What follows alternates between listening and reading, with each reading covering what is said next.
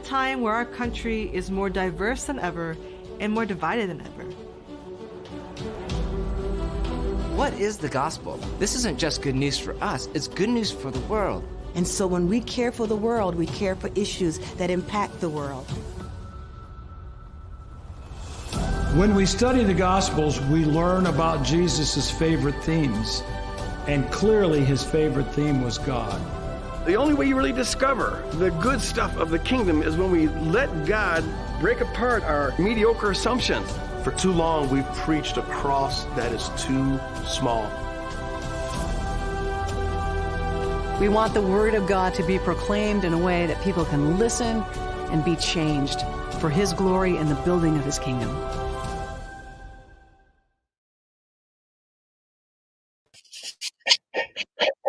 Hello, and welcome to the Seminary Now live event. Seminary Now is a new video streaming platform delivering exclusive theological and ministry courses from a diverse group of leading educators and thought leaders.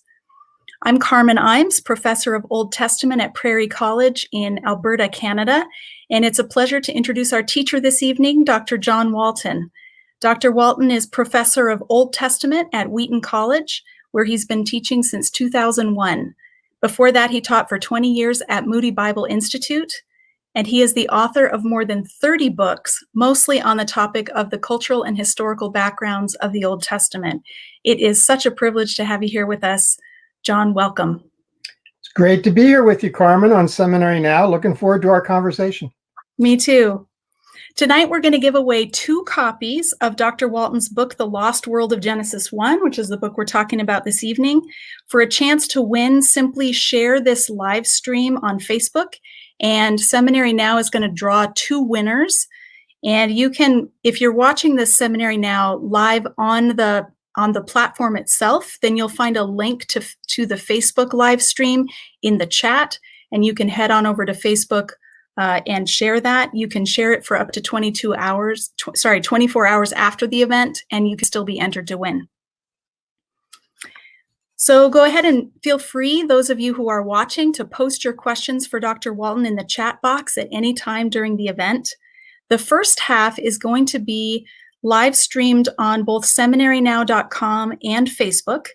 And the viewer question portion will continue on seminarynow.com only for subscribers. So anyone's welcome to watch this. For the first while, I have some questions prepared for Dr. Walton, and then we'll transition to viewer questions, and that will only be available for subscribers. So as we get started, we would love to hear where you're connecting from. If you could type in the chat where you're watching from, we'd love to hear that. So the Seminary Now course that we're talking about this evening is The Lost World of Genesis 1. It's a mix of cultural critique and biblical studies, in which John Walton presents a literary and theological understanding of Genesis 1 within the context of the ancient Near Eastern world, and he unpacks its implications for our modern scientific understanding of origins. It's ideal for students, professors, pastors, and lay readers with an interest in the intelligent design controversy and creation evolution debates. Walton's thoughtful analysis unpacks seldom appreciated aspects of the biblical text and sets Bible-believing scientists free to investigate the question of origins. So we're going to get started with a question about how you got started on this topic. Dr. Walton, could you tell us, how did you first get interested in the topic of Genesis 1? Why this topic, and how has it developed for you? Well, during my graduate school time, I got very intrigued with the concept of the backgrounds of the Old Testament. It started out reading about some of the archaeology, but then I started to understand that the literature of the ancient world provided a very important resource to help us understand that world, kind of give us a window, or at least a keyhole into that ancient world that Israel was a part of. And so I became interested in that. I did my dissertation on the Tower of Babel in Genesis 11 and did a lot of work on the comparative analysis. So it's really been the whole 40 years of my career that I've been interested. Of course, Genesis was one of the main topics of focus because there's so much in Genesis that's based on culture and that we need to get some background for. So that was important. And of course, Genesis 1 was a big part of that. Genesis 1 was a place where there was a lot of comparison being done, especially to Babylonian, but also to Egyptian pieces. And I started to try to understand all of that process and also to understand the methodology.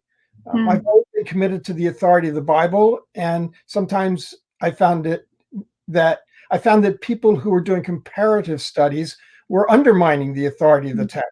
And I thought that it was possible to do that kind of study and build up the authority of the text. So I started developing the methodology for trying to do that. Great. So for those who are new to this topic, how would you explain, could you give us some examples of how Genesis 1 reflects ancient cosmology? And maybe start by defining what's cosmology. Okay. Cosmology is just the study and understanding of the cosmos to try to understand how they thought about not just the creation of the world, but sort of how the world worked. And so sometimes in the ancient world, it involved mythology. But of course, in the Bible, we have a different sort of approach to it. So some of the things that make a difference. It took me a while to come to it, but I finally asked the question that said, what kind of creation account is this? Is it the same kind we would write? Or did they have a different way of thinking about presenting the ideas of creation that were important to their culture in the ancient world? And so the idea of exactly what does it mean to create? And I found that pushing me into the very somewhat uncomfortable philosophical area of what does it mean to exist? Because if creation is bringing something into existence, then what a culture thinks about existence has to do with what they think about creation. And once I started asking those questions, I found an abundance of interesting material from the ancient world that really showed that they thought about creation and existence in very different terms from what we do. So for instance, in Genesis 1:2, where it talks about the world being unformed, unfilled, or formless and void, whatever translation you want to use, basically I came to understand that as a world in which had not yet been ordered to its optimal operations and functions. And the creation involved a lot of that ordering process. So that's one area. Probably the other one that I should mention is that, when you get to day 7, it's very confusing to us. We say, God's resting? What in the world? Does he get tired? This can't be right. And, it must just have to do with the Jewish Sabbath. Never mind. But I came to understand that everybody in the ancient Near East thought about God resting. And God rested in a temple. And God's rest was not disengagement, but engagement. Because God doesn't rest in a temple, and this is across the ancient world. God doesn't rest in a temple on a bed or in a recliner. God rests on his throne. And that just gives a totally different read to what's going on in Genesis 1. So those are a couple examples. Yeah, that's great. So just as a reminder to those of you who are watching, we would love to hear your questions. You can just put them right into the chat box. And remember to share the live event on Facebook for a chance to win a copy of Dr. Walton's book, The Lost World of Genesis 1. Now, your book came out 11 years ago, and I would say it has significantly shifted the conversation around origins. If you were starting the project over, would you say anything differently? Or is there something new that you'd want to add? Oh, always. I've presented this material in locations all over the world, probably more than 100 times. And every time I present, it's a way to say, is there a way to say this better? Is there another illustration I can use? How do I communicate more clearly? Are the terms I'm using the best ones? And so my position hasn't changed in these 11 years, but I say things a lot differently than I did then. I've found other words that are more useful. For example, I talked a lot about functions, and that was the best concept I could come up with to talk about the difference between a material focus and a functional focus. Mhm. Over the last several years, I've started talking a lot more about order. It's a word that I used in the book, but I focused more on functions. But now to talk about order, that for everything to be given a role and a function in an ordered system, it's the order that's key. And so I've started emphasizing that more. Also, the word function was confusing to people because they said, how could they not function if they exist? And so order, I think, helps a lot more. Another example is that I first talked in the book, I talked about the cosmos as a temple. And people have even called the view temple cosmology. But as I interacted with people who were responding, I discovered that that was a little bit misleading, because with a temple, there's the inside and there's the outside, and the temple separates the inside from the outside. So if you say the cosmos is a temple, well, where's the outside? It didn't make a lot of sense. So again, that was a point of confusion. And these days I talk more about the cosmos as becoming sacred space because God's indwelling it. And in that way, you can see the similarity to a temple, which is also sacred space. I can give one more example of just illustrations. A couple years after the publication of the book, I was giving a presentation and sat down after it and was chatting with the person next to me. And he says, it's kind of like a house and a home. You can build a house, but it's different to make a home. I thought, yes. Why didn't I think of that? Yeah, exactly. So illustrations like that I've begun using to help clarify what it is that I'm talking about. Those are things that have changed in how I present it and have changed in some of the terminology I use. I'm wondering if this shift from cosmos as temple to cosmos as sacred space would answer those who might object, saying that it's anachronistic to see Genesis 1 as a temple text because we don't have the temple yet. Do you want to comment on that at all?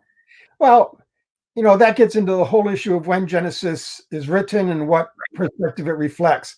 Even for people who think in very conservative, traditional ways about Moses, well, there was a tabernacle at the time of Moses, and so that's not so far out of reach. Yes, good point. So in the book, you advocate for a functional ontology in Genesis 1. You've just suggested that maybe the word function is not the most helpful. So would you then call it ordered ontology or ontology of order? Like, do you have a new term for not the whole? Necessarily. Yeah. The functional ontology, basically what I meant by that was that in the ancient world, they did not believe that something existed until it was functioning in an ordered world, an ordered system.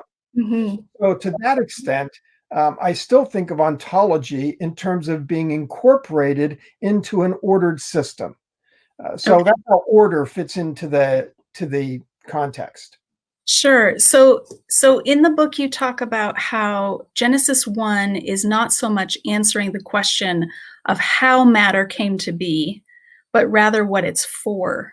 So one question that comes up as I talk about your work with my students is, does material creation matter? Yeah. And would you still affirm that God made it, even if you think that Genesis 1 is not primarily telling us that he did? Mm-hmm. It's a direction of questioning that frustrates me, because even in the lost world of Genesis 1, I made that statement clearly that certainly God created the material universe, that it's important. You can't leave it out. Other places in the Bible talk about it. And I thought I made that as clear as possible. Yet over and over and over, those who critique me keep saying, oh, so Walton doesn't believe that God created the material universe. Well, that's absolutely false. All my writings are careful to make that point. So the optimal question is not, did God create everything? Of course he did. but what did the Israelites think constituted creation and the significance of it? I'm trying to get into the ancient world's way of thinking about what's important. Sometimes I use the example of the question, how did the play begin? When you walk in late and the play's going, how did the play begin?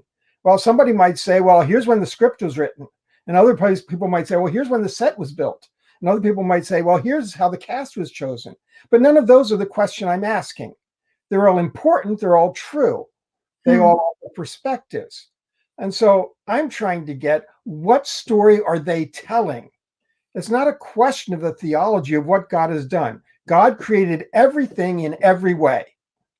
I say that enough, but people still just, yeah. And at least in my context, is because students haven't read your whole book. They're just getting a summary of some key ideas. And then their immediate question is, well, did God make it?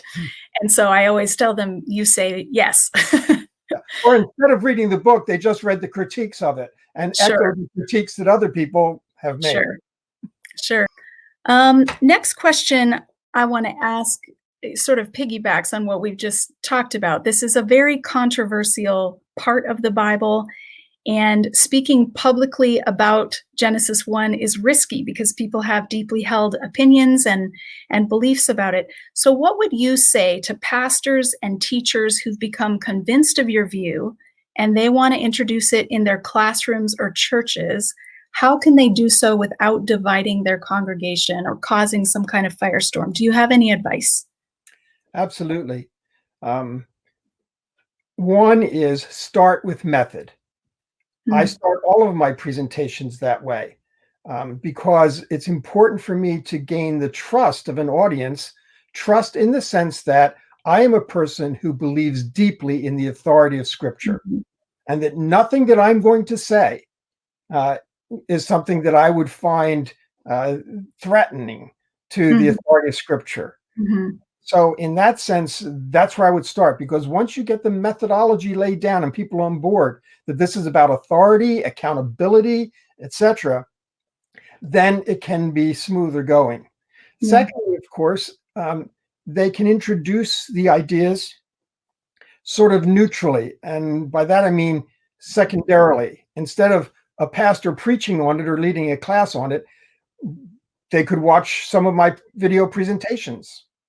They could read the books and discuss them just as here's something interesting to read. In other words, instead of investing in this is what I believe and I'm going to persuade you of it from a pastor's standpoint, just to start making those ideas available. You can introduce them to websites. There's plenty of interesting information from me and from lots of other people on the BioLogos website. And so that's something that they can do. But I think the main thing is you can't start with the theory, you have to start with the method. That's helpful. So at the end of the day, there will always be people who disagree with you over the genre of Genesis 1. What core convictions do you share with someone who would read Genesis 1 as a historical report of a 6-day creation process that occurred around 4000 BC? What do you hold in common? Well, I was raised in that viewpoint, and really even a decade and more into my teaching, I held that viewpoint. So I understand it well.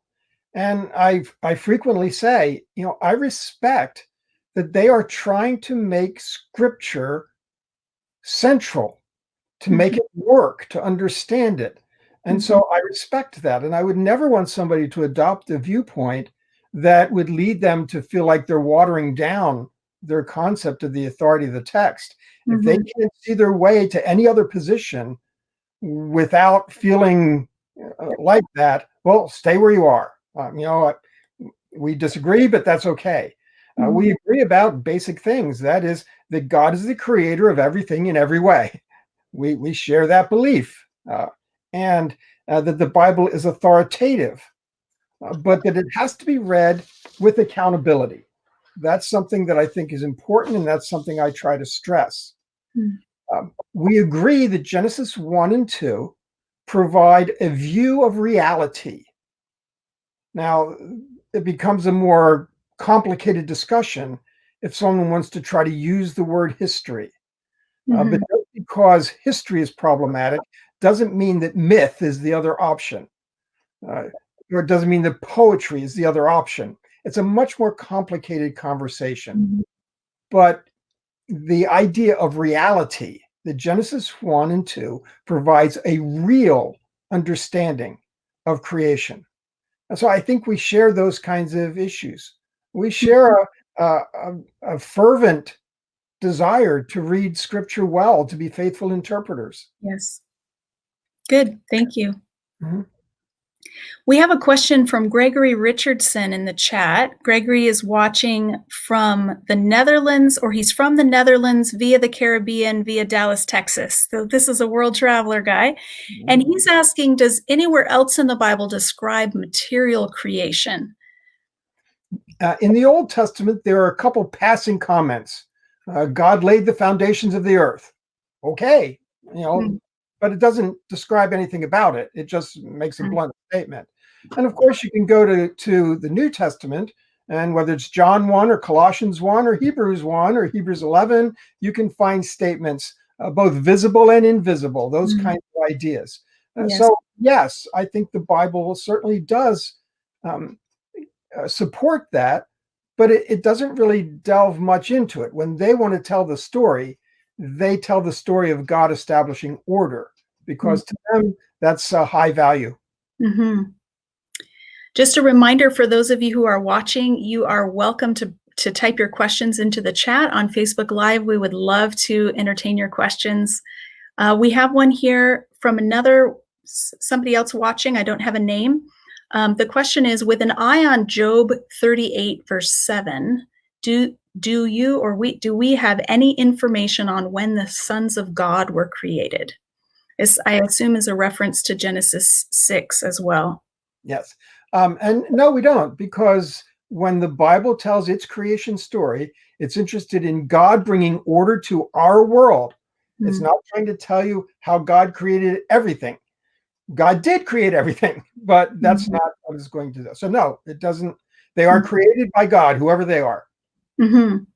So a lot of the people who I interact with who are most interested in the question of the origins of demons or of the sons of God in Genesis 6 or in Job 38, a lot of them are reading Michael Heiser's work. I wonder if you could just comment for those who are watching who have read Heiser's work. How does your work compare with his on that question? Right. I don't get into that much in my Genesis work, but I do have a book that I did with my son called Demons and Spirits in Biblical Theology. And in that book, we deal with all of those passages quite thoroughly. I don't come down the same place that Heiser does. My impression is, and I hope I'm not misrepresenting him, my impression is that he believes that the Bible is affirming the existence of the divine counsel theologically. Mm-hmm. I'm more inclined to think that the Bible is making reference to the concept of the divine counsel that everybody believed in the ancient world, but that it is not affirming it as doctrine. The difference is then that if it's just reference, not affirmation, we don't have to say there really is a divine counsel, and this is what it's made up of. And it seems to me that he feels that it's important to do that. We agree on a lot of things, the methodology of the ancient world and using it, but I think that's how we're a little bit different there. Mm-hmm.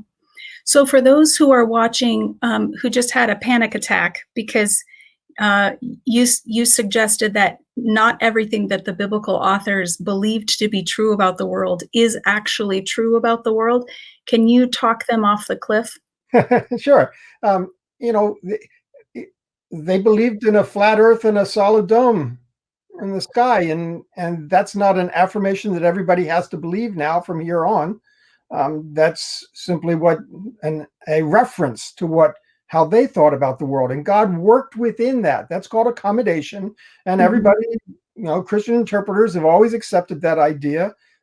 Back in the Reformation and Augustine and all of these people, you can find that concept of accommodation. Even the Council on Biblical Inerrancy made the statement that, as they understand inerrancy, that the Bible is inerrant in all that it affirms. That implies that there are things that it doesn't affirm. And so to that extent, we've got the challenge as interpreters to figure out what is reference and what is affirmation. Again, we deal with that whole methodology most in that book on demons and spirits. That's the whole introduction to the book. Yeah. So I've heard you say elsewhere that the Bible contains no new scientific revelation. Do you want to expand on that? Yes. Basically, the science of Israel was no different than the science of the Babylonians and the Egyptians. Their theology was very different, but their science was no different. And so anything that's of a scientific nature in the Bible, a Babylonian or an Egyptian would have thought the same way. And so in that sense, God was not upgrading their science. He didn't give them any of the concepts of what we believe about physiology, about meteorology, about cosmic geography, about any of those kinds of things. He worked within their world and their framework. And again, that's accommodation. And that's something we have to try to take account of. One place that stood out to me recently as I was reading Genesis 1 is when it affirms that God made the sun, moon, and stars. And of course, we know now that the sun is a star and that the moon is not actually a source of light, but it only reflects the sun's light. So it's giving us heavenly bodies according to an earthly perspective, not a scientific perspective. Right. And frankly, in the ancient world, they did not know that sun, moon, and stars were actually physical material objects. That's why they call them lights. Okay. Yeah. The rest of the ancient world would have called them gods. Israel doesn't. They've got a different theology, but they don't understand any more about the sun, moon, and stars in a material standpoint. They don't know that they're material. Okay, just a reminder that you can type your questions in the chat. I have one here from Tim Stedman. He would like you to talk about how we can tell the difference, or can we tell the difference between actual and metaphorical descriptions of the world from ancient Israel. So a moment ago, you mentioned this solid dome in which the stars were embedded. Did the Israelites think that was actually a solid dome, or was that a useful way to describe what they saw? Even up to the Reformation, everybody pretty much believed it was a solid dome. I've seen copies of Luther's Bible with illustrations, and it's got a solid dome. They didn't know any differently. So that's not a metaphor, even in the Middle Ages. Okay. Let alone in the ancient world. And so the way we tell whether something is metaphorical or whether it's not is by attending to the literature. Some things transparently by common sense are metaphor. When it says God is a rock, we don't ask sedimentary or igneous. We understand that. But there are other things that our common sense will mislead us because we think, oh, nobody would ever think that the sky is a solid dome. That must be a metaphor. Nobody would ever think that cognitive processes take place in your heart. So that must be a metaphor. Okay? We have to be careful because our common sense is not their common sense. Sure. What about the foundation, the pillars or foundations of the earth, or the earth being on water? Was that another metaphor, not metaphor, but quasi-scientific understanding that persisted? Well, how real did they think that was? Well, first of all, you have to recognize they don't know. They're just trying to understand it as best they can. So I go looking around in the ancient literature to say, are there other is there other indication of pillars of the earth and ideas like that? And I go through the literature. That one, there aren't. The mountains in some literatures hold up the sky, but pillars of the earth is something that you don't find outside the Bible. But still, the logic is it's got to be sitting on something. And so what is it? And they do their best with all of that. Again, that's their hypothesis. And there are different hypotheses. If you ask what holds up the solid sky, you'll find a variety of answers in the ancient world.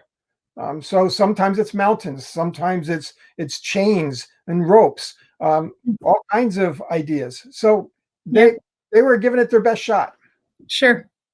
I often think as I'm teaching on Genesis 1, or maybe more clearly on the topic of accommodation, that, we talk about sunrises and sunsets, but we don't stop each other and say, now stop it. That you don't actually think that the sun is rising, do you? You know that the earth is turning. So that would be an example of something we say metaphorically, even though we know better. And that's been a big question of mine over the years, is how do we distinguish between when they're metaphorical and when they're making a scientific claim? Well, again, our common sense sometimes tells us the difference. Now, by our newly developed common sense, we know that it's not the sun that's moving; it's the earth that's moving. But that's a very recent understanding that, again, doesn't go back much further than the Reformation and Copernicus and Galileo. So we have to understand that we are informed by more recent ideas. But God worked within the ideas that they had in the ancient world. That was how he communicated. He used their language, he used their culture, he used their ideas, because he wasn't trying to give a theory of cosmic geography. That was reference, not affirmation. Sure. Okay, we've got a question from Pablo. Why is Genesis 1 so relevant for the church today? Hi, Pablo. It's so good to hear from you. Okay. Why is Genesis 1 relevant for the church today? Because it carries a lot of very important theology. Certainly, we've already talked about some of it. God is creator. But even issues like, what's the world all about? How has God ordered it to work? What is the role of people within it? How does the image of God work? And what task have we been given? Again, for me, image of God means that we are supposed to work alongside God to continue ordering the world. The idea of God sitting on his throne, that God rules this world, those are important theological issues that are very significant for us. Perhaps you could comment on the differences. Some people who are just getting to know your work might be concerned that you're spending so much time on ancient Near Eastern literature that you're reading that into the Bible. Can you talk about some of the contrast between Genesis 1's account of creation and ancient Near Eastern accounts of creation? Yeah, sure, there are plenty. I've done so much work with showing the similarities between the Bible and the ancient Near East that I also felt it was important to do a volume that says the differences. And so that's my Old Testament theology for Christians, which is based on the differences that we find. It still shows the idea that their thinking is founded in the ancient world, but that it develops differently from it. And of course, it starts with the idea of who the creator God is. And clearly there's an immediate differentiation that we're not dealing within a polytheistic framework. So some of those kinds of things. The idea that God rules on his throne is not unusual in the ancient world. But as God makes a covenant with Israel, he is their king, and he deserves exclusive recognition as their king. Now, of course, that's beyond Genesis 1. But in Genesis 1, lots of the elements wouldn't be much different. The question is, which God is it? And is it in a polytheistic framework? Is God inside the cosmos, as in the rest of the ancient world, or outside the cosmos, which is the Israelite view? So there are important distinctions, and I developed those in that book.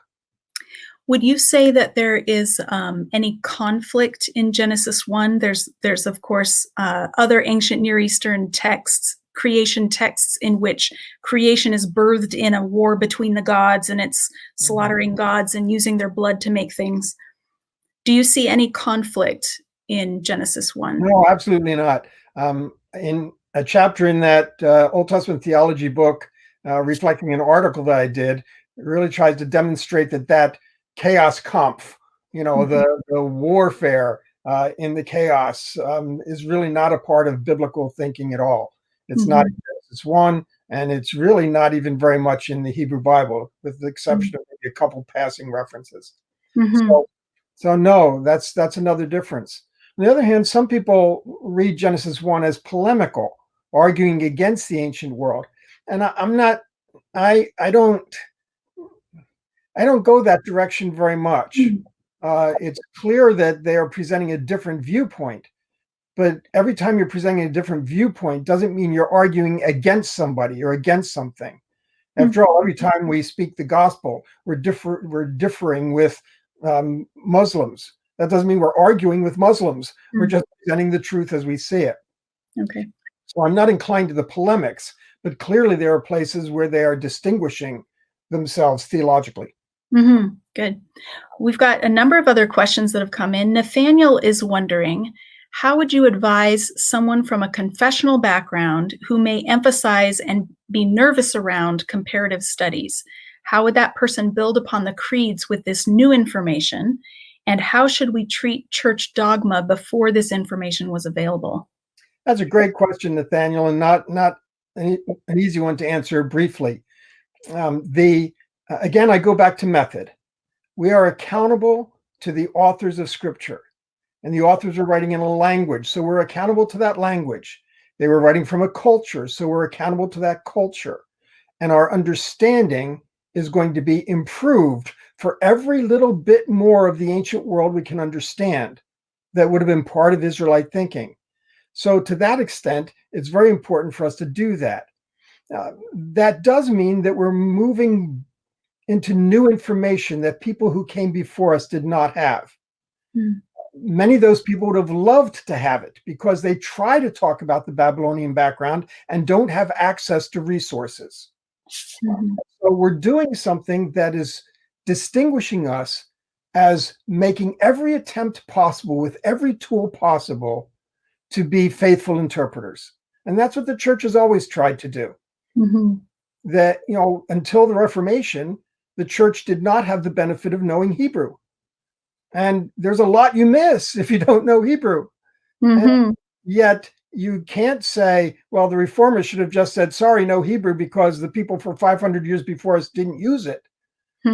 They used those tools, and we need to use the tools that are available to us.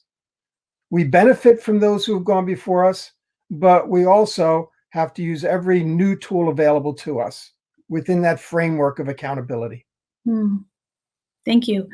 Micaiah is asking a question. How much should we read into being made in God's image or likeness? We should not read anything into it. We should try to understand what the Bible is saying by it. And the text in Genesis 1 makes it pretty clear that when God created us in his image, he created us as vice regents to work alongside him to continue bringing order, because that's what he was doing, bringing order. So subdue and rule are part of the aspects of bringing order, that we are employed, so to speak, created for this very purpose of working alongside of God. So image of God, as I understand it, and as I talk about it in my books, doesn't reflect the idea of something physical, that we, or even something mental. We don't look like God. It's not that, we are thinking people and God is a thinking person. We are emotive people and God is emotive. No, it's not that. We are the image of God because we are functioning on his behalf. That's how it worked in the ancient world, and that's how it's expressed in the Bible. Thank you. We have another question here from Aaron. He's wondering, do prophets or Israelites or Jesus, I think he's asking elsewhere in Scripture, confirm that Genesis 1 is an orderly creation? Do you see this concept of order in later texts? The terminology is not easy to isolate. The concepts are easy enough to isolate. I mean, the whole Torah is about order. How to live in an ordered community in the presence of God as God's covenant people. So all of that pertains to order. Even the Greek word, once we get to New Testament, cosmos, is a word that conveys order. And the privative, the negative, akosmos, is a place without order. So even in Hebrews, where it talks about the creation in Hebrews 1, Hebrews 11, it talks about the ordered world, and Colossians 1 does the same. So Yeah, I think it's there everywhere. Mm-hmm. Gordon Spivey is asking, what can the church today do practically to help overcome the distance and contexts between us and the ancient world?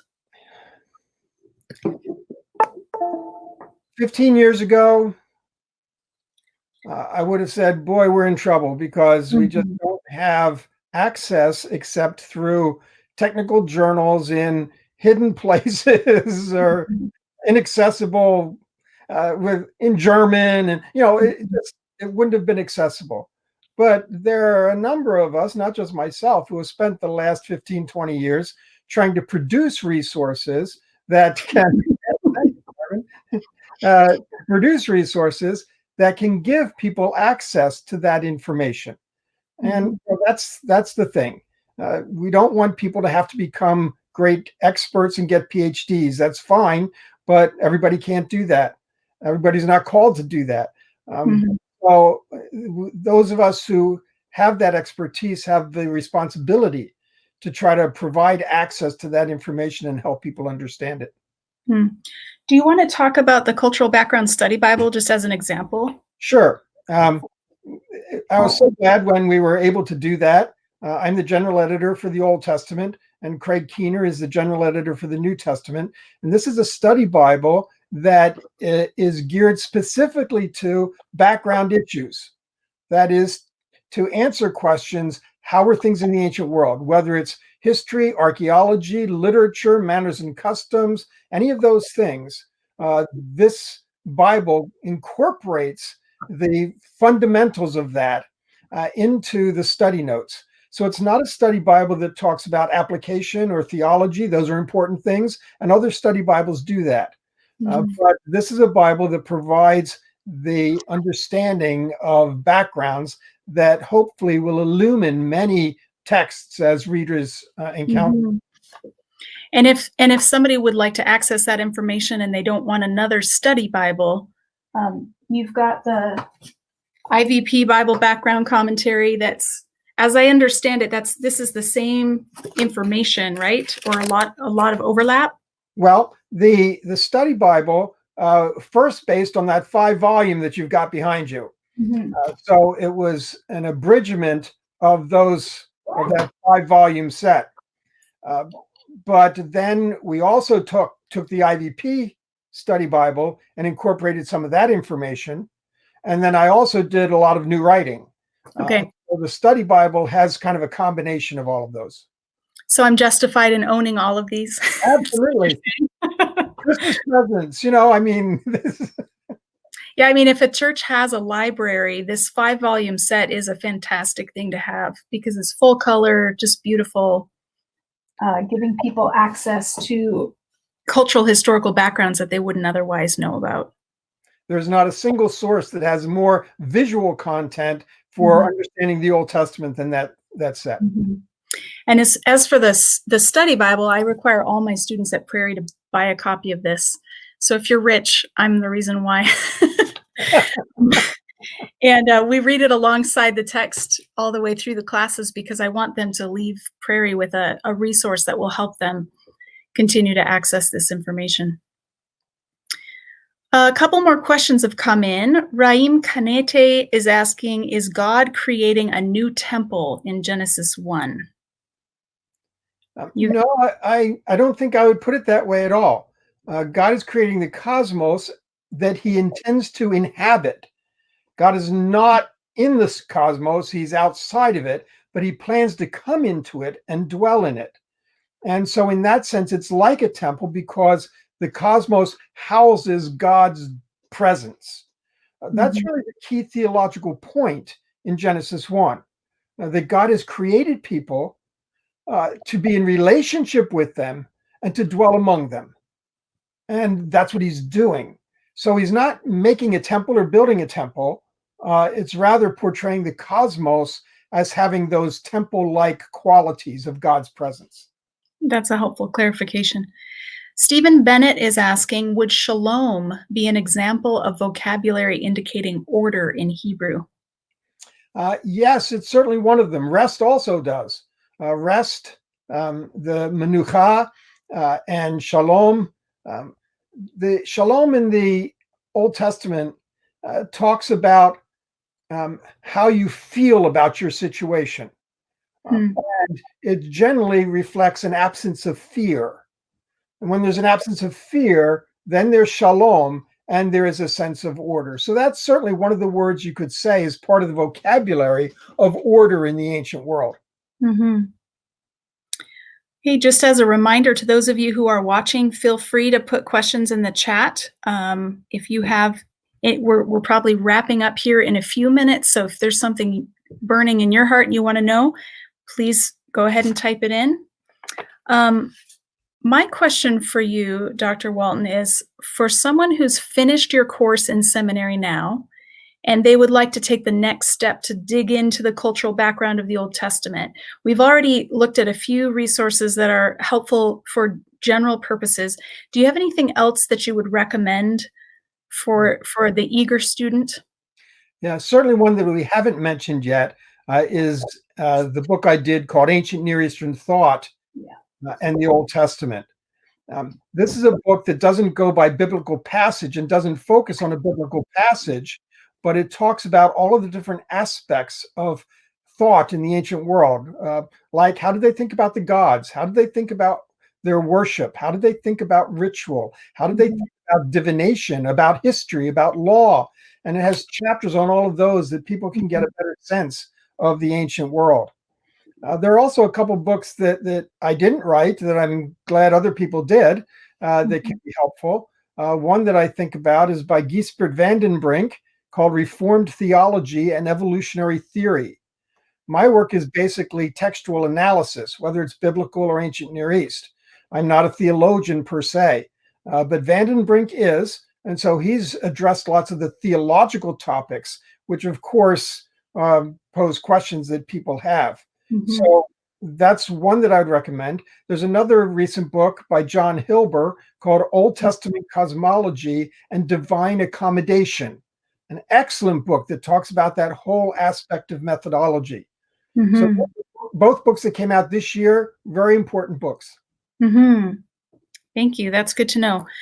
I didn't say this at the beginning of when I introduced you, and I probably should have, that I had the honor of having you as a professor for a semester at Wheaton College, and I got to take this class with you. So you taught your way through this book with me, and now I've taught my way through it with my students. And it is one of the books I recommend most frequently to people who are interested in this issue. Thank you, Carmen. Yeah, well, we have a question now from Chris Lowen. In case this hasn't already been asked, how would John respond to people's concern with his view that Genesis 1 and 2 is only about functional and not at all about material origins? We did cover that a bit, but do you want to say more? And again, this is just a matter of which story is most important for them to tell. There's no question that ancient Israel believed that God created everything, materially, functionally, in every way, everything. That's what they believe. That's what we believe. But still, you have to tell a story. Well, what story are you going to tell? So that's what I would say to that. Good. It does not rule out the idea that God is the creator of the material world. Sure. Micaiah Young is asking, is it that God really spoke all of creation into existence, or is this more of an ancient perspective? Well, it is an ancient perspective, but that doesn't mean it isn't reality. The idea in the ancient world was that the gods were in control, and things come about because gods speak them into reality. They make commands, and those commands are followed. And so that idea that God spoke, that God commanded, doesn't tell you about how things took place. It just tells you that God is the one who initiated it all and carried it through. And so one of the things that I talk about is that the Bible is all about, not all about, in creation in the Bible is very much focused on God's agency. God is the agent of creation. It doesn't tell you anything about mechanisms, how it happened. Science, in contrast, can only talk about mechanisms. It can't talk about agency. So in that sense, Bible and science are really talking about very different things. So in that case, would you maybe comment, this is beyond the scope of the lost world of Genesis 1, it's a Genesis 2 question. Can you comment on the method of creating Adam and Eve? And what are we, or I should say the first man and the first woman, because we don't have, they're not named in chapter 2. Right, in chapter 1, right. Chapter 2, it gives us names, but of course they're Hebrew names. So, Right. but again, the idea, okay, something I've been using lately that I think is helpful. Genesis 1, I call an account of cosmic identity. It's about what the cosmos is, rather than origins, because that way we think science. Likewise, in Genesis 2, I call that an account of human identity, not an account of human origins, in the sense that we think about science, because it's not giving us science. Human identity, it tells us that we're dust. And we know what dust means biblically throughout the Bible. Dust you are, to dust you shall return. Dust equals our mortality. We are but dust. And so it tells us what we are. It's not trying to give us some scientific record. In fact, the word from is not even there in Genesis 2:7. God created humanity, dust of the earth. From is not there. So we have to get this sense of what it is that's being affirmed in the text. And it's an affirmation of what we are, how we relate to the earth. We're earthy, we're mortal. How we relate to God. God is the one who made us. How we relate to each other as genders, and the relatedness that's conveyed there. That's all covered, of course, in Lost World of Adam and Eve, and people can read it there. Yes, thank you. We have a few clarifying questions in the chat. Sharon Soper was wanting to know what was the name of the book covering theology. I'm not sure if she means this one or the other one by Vandenbrink that you mentioned. Can you just give us the title of that one again? Right. The other one was by Vandenbrink, and it's Reformed Theology and Evolutionary Theory. And then Chris Lowen was asking, what was the second book you recommended? That was a John Hilber's book, I think. John Hilber, right. That was Old Testament Cosmology and Divine Accommodation. Thank you. Sarah's asking, are there good resources you could recommend for teaching about the creation narrative through the ancient Near Eastern lens to older children or preteens? That's a tough one. I know lots of things are in preparation. The Faraday Institute is trying to put together things for various age groups. That's centered in Cambridge, England. The Faraday Institute, they've got a wonderful website. Biologos is also developing curriculum, including homeschool curriculum for various ages. And so they could learn about that more on the Biologos website.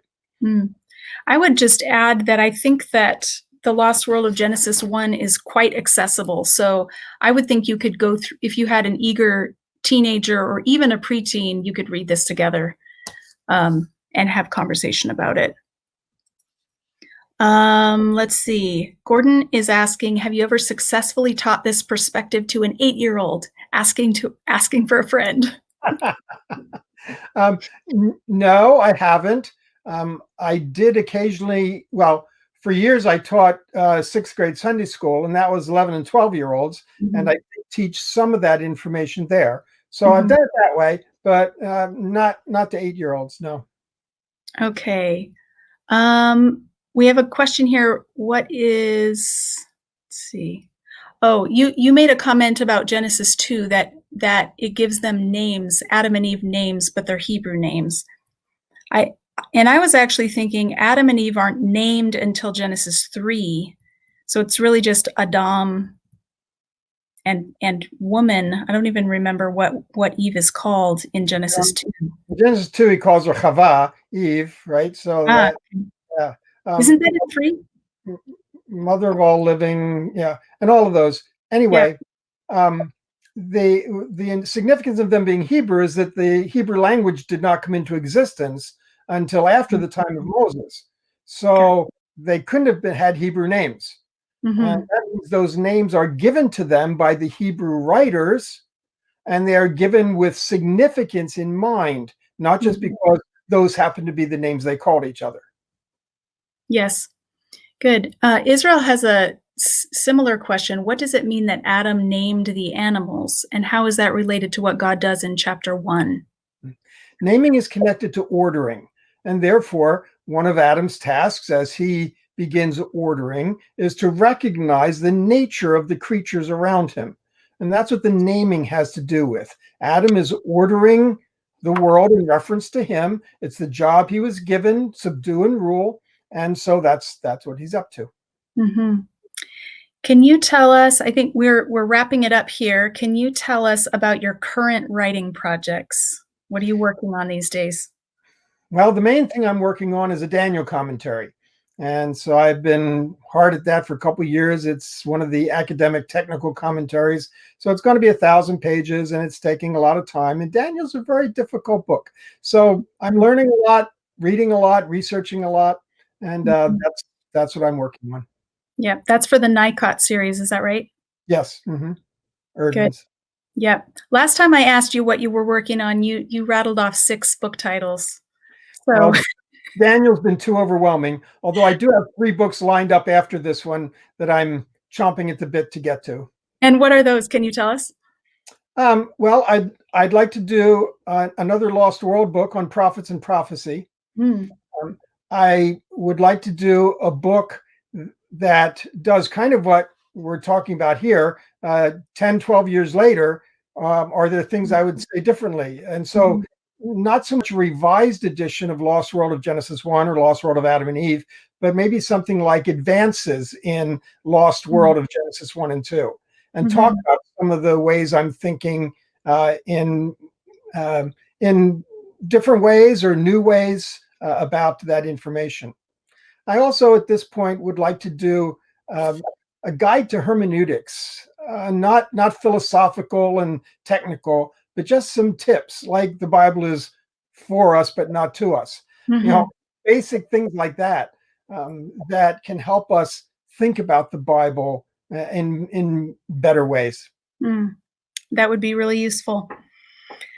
All right. Well, I want to just thank everyone who's participated. Thank you for your great questions and enthusiastic participation. If you're watching and you are not a subscriber of Seminary Now, I want to encourage you to check it out. I just finished going through Ruth Haley Barton's course on strengthening the soul of your leadership. It was excellent. Our family is using David Fitch's Faithful Presence course as our evening devotions at dinner. They're just like 3 to 7 minute videos. So these are great. They're great for small groups, for individual study, for families. And if you want to learn more about Dr. Walton's course, you can head over to seminarynow.com for a free preview. And you can subscribe just month to month, or there's a discount if you do a whole year at a time. And I would say it's an excellent investment in your own development. The video production is absolutely stunning. So good job, Seminary Now. And I think that's all I've got for you. John, do you have any closing comments for us? All I want to do is encourage people to work harder and harder and harder at being faithful interpreters in any way that they can figure out how to do that. And for me, one of the key elements of that is that I need to be accountable to the author's intentions. And that dumps me right into the ancient culture. So I want to encourage everyone to think in those terms. Yes. Well, thank you so much for your time, Dr. Walton. This has been a lot of fun. And thanks to all of you for joining us. Have a great night.